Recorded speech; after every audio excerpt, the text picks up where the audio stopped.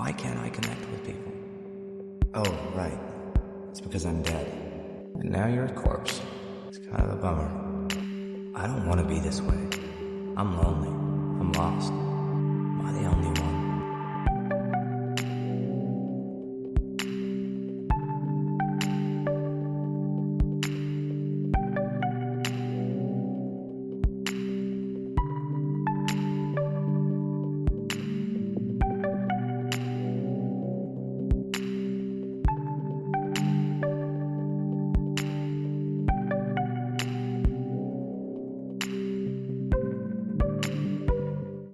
When we think of zombies, we usually think about them eating a living person or hunting them down no matter what.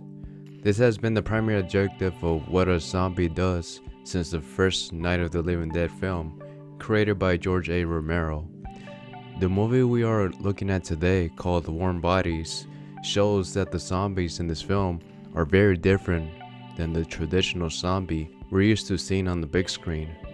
To further understand how these unique breed of zombies work, we need to get familiar with the protagonist of the film. He's a zombie. Well, kind of. His name is R, played by Nicholas Hoult. He's a zombie that retains some level of self-awareness and struggles with his undead existence.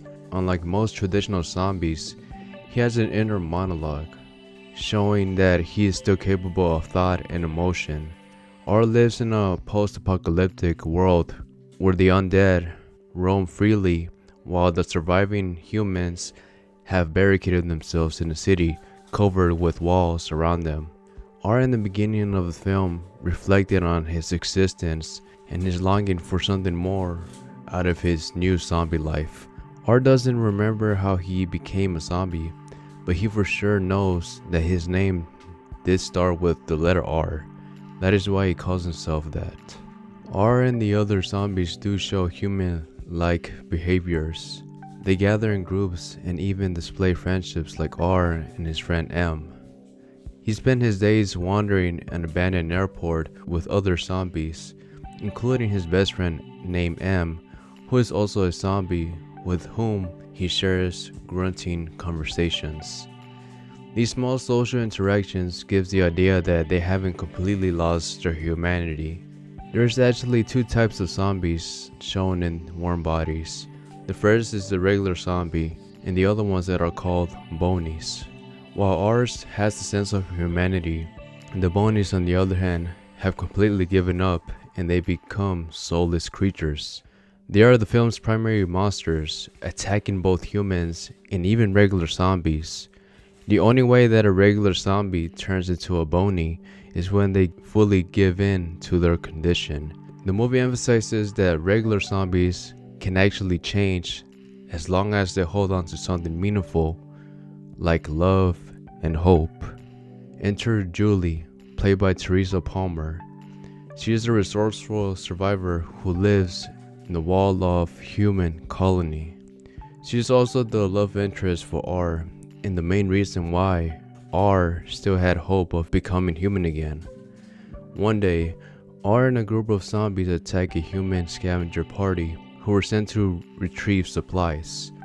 During the attack, R kills Perry, who was a young soldier and the boyfriend of Julie.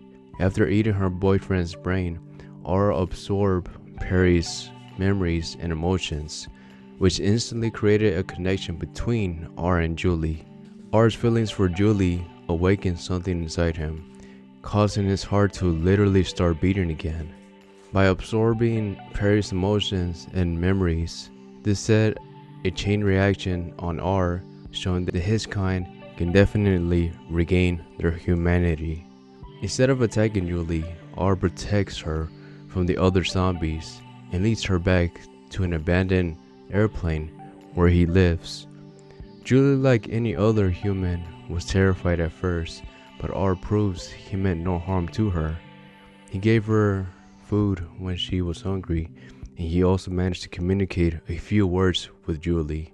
As they spent more time together, Julie began to trust him, and R started to show signs of life, something that he has been looking for a very long time. The other zombies began to experience emotions after witnessing how R and Julie were getting along with each other, including R's friend M. This hinted that there was a possibility for the zombies to be cured from the virus that turned them into a zombie in the first place. The Bonies were seeing a change in the zombies as well, and that is why they kicked them out of the airport. After a couple of days, Julie insisted on going back to her home.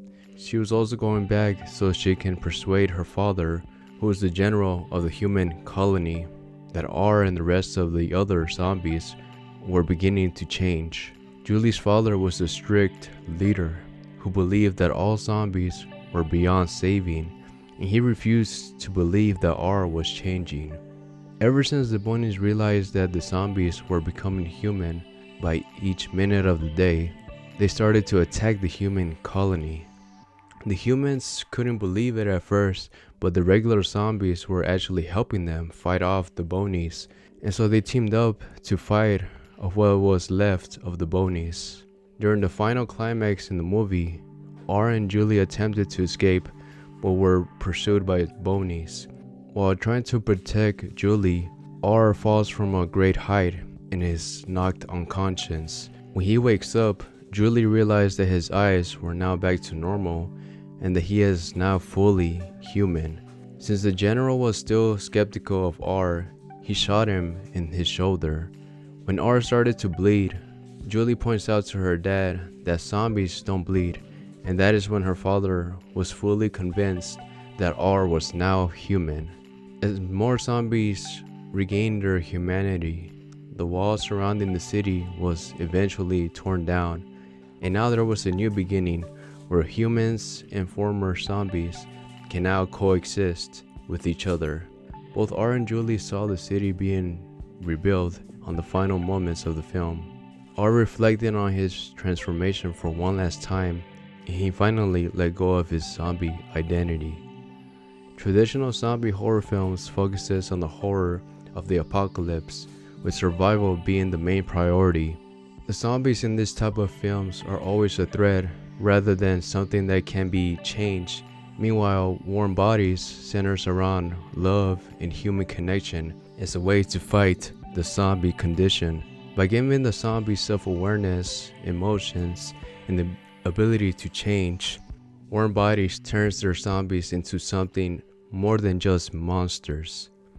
It proves that even the dead can find purpose, love, and a second chance at life. In conclusion, love and connection have the power to restore humanity, even on the most unexpected ways.